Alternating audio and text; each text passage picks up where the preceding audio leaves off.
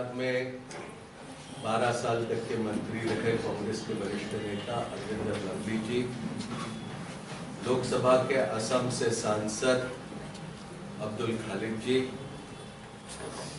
गोपाल रॉय साहब, सुदीप रॉय बर्मन जी,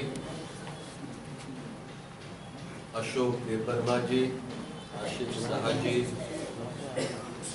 DC रंगपाल जी, नीता चक्रवर्ती जी, हनुमा आचार्य जी और press के सभी साथियों, अखिल भारतीय कांग्रेस कमेटी से कल यहाँ पर अजय कुमार जी, अरविंदर सिंह लवली जी, अब्दुल खालिद जी हम यहाँ पर उपस्थित हुए और कुछ दिनों पहले स्क्रीनिंग कमेटी की अध्यक्ष दीपा दासमुंशी जी भी यहाँ पर उपस्थित रहे। यहाँ पर किस तरह से आने वाले विधानसभा के चुनाव के लिए तैयारियां प्रदेश कांग्रेस कमेटी की तरफ से चल रही है, उसके संदर्भ में हमने यहाँ के तमाम साथियों से कल से चर्चा की। कल शाम को वरिष्ठ नेताओं से बात करी, आज प्रदेश कांग्रेस कमेटी के हमारे ऑफिस बेयरर्स और PCC के डेलीगेट्स से हमने बात करी, डिस्ट्रिक्ट प्रेसिडेंट, ब्लॉक प्रेसिडेंट से बात करी, हमारे अग्रिम संगठन NSUI, यूथ कांग्रेस, सेवा दल, महिला कांग्रेस के तमाम साथियों से बात करी और ये कहना पड़ेगा कि अब 2023 साल की शुरुआत कांग्रेस के लिए उत्तर पूर्वी भारत से बड़ी अच्छी तरह से शुरू होने जा रही है। साल खत्म होते होते वहां पर हिमाचल प्रदेश में गुजरात के साथ चुनाव हुए और हिमाचल प्रदेश में वहां पर कांग्रेस को वहां की जनता ने बहुमत दिया और कांग्रेस की सरकार वहां पर बनी। राजस्थान के बाद, छत्तीसगढ़ के बाद हिमाचल में फिर हमारी सरकार अब बनी। मध्य प्रदेश में भी बनी थी, लेकिन उसका हश्र किस तरह से बीजेपी ने किया वो बताने की आवश्यकता नहीं है। JP नड्डा जी कुछ समय पहले यहाँ पर अगरतला आए, कल शाम से हमने देखे बड़ी बड़ी तस्वीरें उनकी लगी थी और आज बीजेपी के पूरे प्रदेश से लोग और अगल बगल के प्रांतों से लोग यहाँ पर पहुंचे और उनकी जनसभा को सुनने के लिए वो वहां पर गए। मुझे ये आश्चर्य हो रहा था कि जिनकी बात वहां अपने खुद के प्रदेश हिमाचल के लोगों ने नहीं सुनी, उनकी बात यहाँ पर लोग क्या सुनने वाले हैं। वहां पर हिमाचल प्रदेश में JP नड्डा जी को बहुत अच्छे से लोग जानते हैं। अब जिसको बहुत अच्छे से लोग जानते हैं, एक तो उसकी बात हम पूरी तरह से मानेंगे या उनकी बात हम बिल्कुल ही नहीं मानेंगे। इनके प्रदेश में वहां के लोगों ने इनको जानने की वजह से इनकी बात नहीं सुनी। अब त्रिपुरा के लोग उनकी क्या बात सुनेंगे। मैं तो ये सोच रहा था त्रिपुरा में वो चुनाव अभियान का शुभारंभ करने के लिए नहीं, वो JP नड्डा जी यहाँ भारतीय जनता पार्टी की जो प्रदेश में सरकार है उसके समारोपीय कार्यक्रम में हिस्सा लेने के लिए आए। कुछ ही दिनों में चुनाव का ऐलान होगा और याद रखिए अब त्रिपुरा में बीजेपी की सरकार कुछ ही दिनों की बची हुई है। ये सिर्फ कहने के लिए हम कह रहे हैं, ऐसे नहीं। इन्होंने कहा कि मोदी जी के नेतृत्व में क्या क्या नहीं हुआ।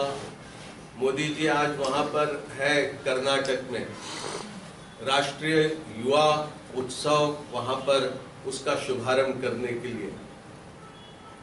आज 12 जनवरी, आज स्वामी विवेकानंद जी का जन्म दिवस है, जयंती है। इस स्वामी विवेकानंद जी के जयंती को राष्ट्रीय युवा दिवस ऐलान करने का काम स्वर्गीय प्रधानमंत्री राजीव गांधी जी ने किया। और जब अर्जुन सिंह जी के साथ मैं नरसिम्हा राव जी के मंत्री परिषद में राज्य मंत्री था, तब 1995 में आज ही के दिन राष्ट्रीय युवा उत्सव की शुरुआत हुई। पहला उत्सव भोपाल में हुआ, जिसका शुभारंभ तत्कालीन राष्ट्रपति शंकर दयाल शर्मा ने किया, और दूसरा उत्सव वहां सॉल्ट लेक स्टेडियम कैलकाटा में हुआ, जिसका शुभारंभ मदर टेरेसा ने किया। मुझे खुशी है कि नरेंद्र मोदी जी आज उसी राष्ट्रीय उत्सव का वहां पर उद्घाटन करने के लिए पहुंचे। आज जेपी नड्डा जी ने गिनाया कि कितनी आईआईटी खोली, कितने एम्स खोले, कितने मेडिकल कॉलेजेस की उन्होंने बढ़ोतरी किया, लेकिन ये याद रखना होगा, एक गुलाम भारत को आजाद बनाने का काम भारतीय राष्ट्रीय कांग्रेस ने किया। एक ऐसे भारत को जहां पर सारे तरफ सिर्फ गरीबी थी, उसको एक मजबूत बुनियाद पर खड़ा करके आधुनिक भारत का निर्माण करने की शुरुआत ये भारतीय राष्ट्रीय कांग्रेस ने की। ये भारत में लोकतंत्र, समाजवाद, समता, धर्मनिरपेक्षता, सामाजिक न्याय, ये बुनियादी मूल्यों पर भारत के समाज को, भारत को आगे ले जाने का काम ये भारतीय राष्ट्रीय कांग्रेस ने किया। कांग्रेस ने खोला पहला all India institute of medical sciences, Congress ने खोला पहला इंडियन इंस्टीट्यूट ऑफ मैनेजमेंट, ये कांग्रेस ने खोला। कांग्रेस ने बुनियाद रखी, उसके ऊपर 2 कमरे आपने और चढ़ा दिया, तो आपने कोई बहुत कुछ नया नहीं किया। आप ये बातें मत बताओ, हमने सामाजिक सद्भाव भारत में निर्माण किया। ये सामाजिक सद्भाव नहीं, ये सामाजिक तनाव पैदा कर रहे हैं। हमने भाईचारा बढ़ाने की कोशिश करी, इन्होंने लोगों के बीच दरारें निर्माण करने की कोशिश करी है। हमने भारत में एक ऐसा मजबूत संविधान दिया जिसके वजह से भारत का लोकतंत्र मजबूत हुआ, हर व्यक्ति को समान अधिकार प्राप्त हुआ। आज ये भारत के संविधान के सामने सबसे बड़ी चुनौती अगर किसी से है, तो जो दिल्ली में सत्ता में बैठे हैं और जो आज यहाँ पर सत्ता में बैठे हैं, इनसे भारत के संविधान को चुनौती है। इन्होंने क्या वादा किया था? इन्होंने वादा किया था 5 साल पहले कि हम महिलाओं को सुरक्षा देंगे, हम महिलाओं को हम फ्री एजुकेशन देंगे ग्रेजुएशन तक के। ये नहीं हुआ। महिलाओं की सुरक्षा की अगर बात करोगे तो आपको पता चलेगा, ये कुछ महीने पहले 19 अक्टूबर को एक 16 साल की बच्ची कुमारघाट ऊनाकोटी में, वहां पर 6 लोगों ने उसके ऊपर बलात्कार किया, और एक बहुत बड़े पद पे बैठे हुए बीजेपी के व्यक्ति का बेटा, उसका नाम वहां पर प्राइम अक्यूज करके लिया जाता है, लेकिन उसका नाम, उसके ऊपर किसी तरह से कार्रवाई नहीं होती। ये सिर्फ एक घटना नहीं है। एक हफ्ते बाद 26 अक्टूबर को 14 साल की एक छोटी आदिवासी बच्ची, उसका अपहरण किया गया और गैंग रेप किया गया। जिन्होंने किया उन पर क्या कार्रवाई हुई कुछ पता नहीं। और बस उसके कुछ दिन बाद 11 नवंबर 2022 को 3 साल की बच्ची के ऊपर बलात्कार होता है। ये महिला की सुरक्षा की बात हमारे से कहते हैं, ये सुशासन की बात करते हैं, ये उनका सुशासन है। पूरी तरह से कानून व्यवस्था यहाँ पर त्रिपुरा में टूट चुकी है। यहाँ पर अभी नड्डा जी ने कुछ मिनट पहले यहाँ कह दिया उन्होंने कि यहाँ त्रिपुरा में हमने पॉलिटिकल वायलेंस पूरी तरह से खत्म कर दिया।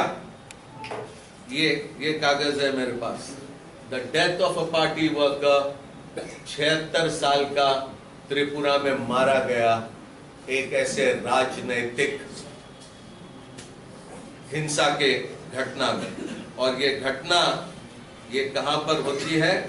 ये घटना होती है उत्तर मुरा गांव में, नॉर्थ चारिलाम में, वेस्ट त्रिपुरा में ये घटना होती है 30 नवंबर को। 76 साल का आदमी शाहिद मियां करके ये मारा जाता है। ये सिर्फ एक मिसाल के तौर पर मैं दे रहा हूं, क्योंकि अभी अभी जेपी नड्डा जी ने लोगों को ये बताया कि पॉलिटिकल वायलेंस पूरी तरह से खत्म हुआ। इसका जवाब जेपी नड्डा जी क्यों नहीं देते? ये बच्चियों के ऊपर बलात्कार हुआ, उसका जवाब ये हमें क्यों नहीं देते? हर महीने 18 से 20 बच्चियों के ऊपर यहाँ त्रिपुरा में बलात्कार हो रहा है, इसका जवाब जेपी नड्डा जी क्यों नहीं देते? हर घर में रोजगार दिया जाएगा, ये वादा किया था, लेकिन उसका क्या हुआ? कहते हैं कि हर 6 व्यक्तियों में एक को हमने रोजगार दिया। ये पूरी तरह से झूठ है, फरेब है, लोगों के दिशा भूल करने का प्रयास है। आंकड़े इसे सही नहीं बताते।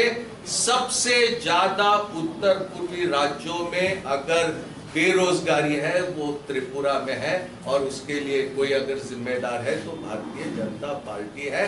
कोई नया कारखाना यहाँ पर नहीं आया पिछले 5 सालों में। फाउंडेशन स्टोन रखने के मात्र काम हुए, लेकिन उसके ऊपर एक ईंट चढ़ाने का काम यहाँ पर नहीं हुआ। यहाँ सबसे कम डेली वेज दिए जाते हैं, उसका श्रेय बीजेपी को जाता है। यहाँ पर कानून व्यवस्था तो टूट गई। बाइक वाहिनी, हजीरा वाहिनी करके भी जिसे समझा जाता है, ये इनका बोलबाला चल रहा है। और ये किस तरह से सुशासन की बात करेंगे और भ्रष्टाचार निर्मूलन की बात करेंगे। करोड़ों के घपले इस सरकार के तहत हुए, यहाँ तक के कि नेशनल हेल्थ मिशन के पैसों में भी वहां पर घोटाला हुआ। ऊनाकोटी जिले की घटना आप सभी उससे अच्छी तरह से परिचित होंगे। तो एक तरह से मैं यहाँ पर कहना चाहूंगा कि भारतीय जनता पार्टी हर महत्वपूर्ण मामले में पूरी तरह से फेल हुई है। लोगों के सामने दिए हुए कोई भी वादे उन्होंने पूरे नहीं किए। एक तरह से यहाँ पर गुंडा राज चला हुआ है। यहाँ पर लोगों को कहा था कि हम मिनिमम भाता 2000 रुपए तक के का देंगे, पूरा उन्होंने नहीं किया। मिनिमम वेज 340 का देंगे, वो उन्होंने पूरा नहीं किया।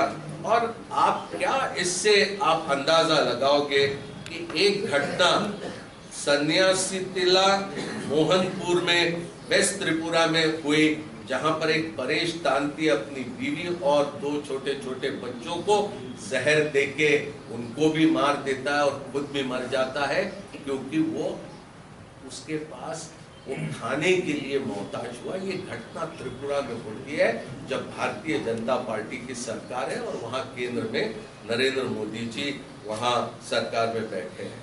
तो इस तरह की ये सारी तरफ भारतीय जनता पार्टी फेल हो चुकी है। महिलाओं के मामले में, दलितों के मामले में, आदिवासियों के मामले में, अल्पसंख्यकों के मामले में, समाज का हर वर्ग, यहाँ अगरतला में हो या वहां पर आदिवासी इलाकों में हो, हर तरह से भारतीय जनता पार्टी फेल हो चुकी है। और यहाँ कांग्रेस पार्टी, हम सब यहाँ पर उसके संचालन के लिए यहाँ पर उपस्थित हुए हैं। मुझे पूरा यकीन है कि हम ये चुनाव में कामयाब होंगे।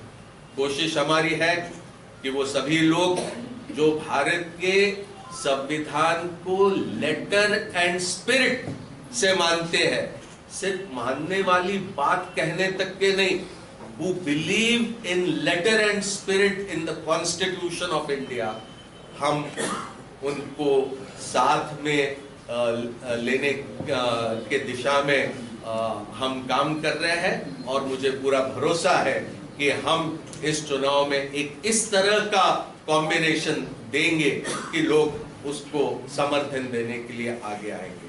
कोई अगर बात होगी तो उसका स्पष्टीकरण देने के लिए हम प्रयास करेंगे। मैंने अभी कहा ना आपको कि वो सभी जो भारत के संविधान में पूरी तरह से निष्ठा रखते हैं, हम उनको साथ में लेकर चुनाव लड़ने के दिशा में हम प्रयास कर रहे हैं। जैसे जैसे बात आगे बढ़ती है वैसे वैसे हम आपको उसके बारे में जानकारी देंगे। Sir, you just said that your party has made an announcement of an offer for strategic understanding and poll seat sharing understanding with the Congress party and a separate party called Tripura Motha in Tripura. So, will it be your consideration? See, what we are doing at the moment, I don't think it will be appropriate to divulge all that. At a time when things are underway, till the time we don't conclude our discussions, it will not be appropriate.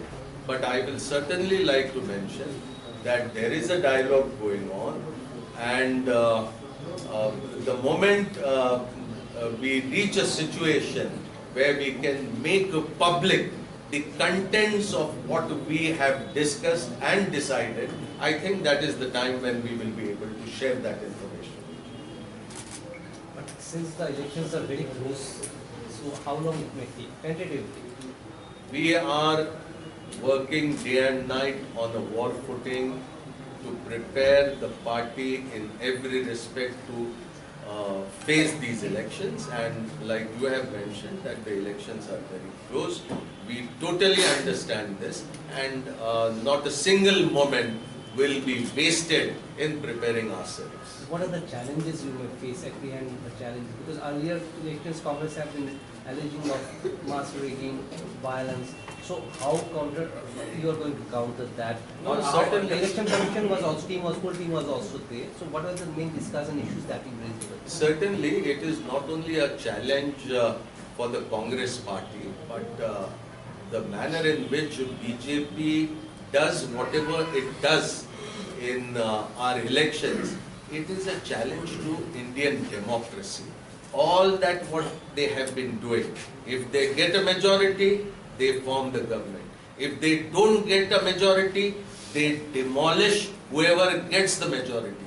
You have seen examples like Arunachal Pradesh, like Madhya Pradesh, what they tried to do in Uttarakhand, what they tried to do in Rajasthan, what they did in Goa. Everywhere they are a challenge to Indian democracy, not only for us, but for the Indian democracy, they are a challenge. But certainly, I think the people will realize and they will rise to the occasion.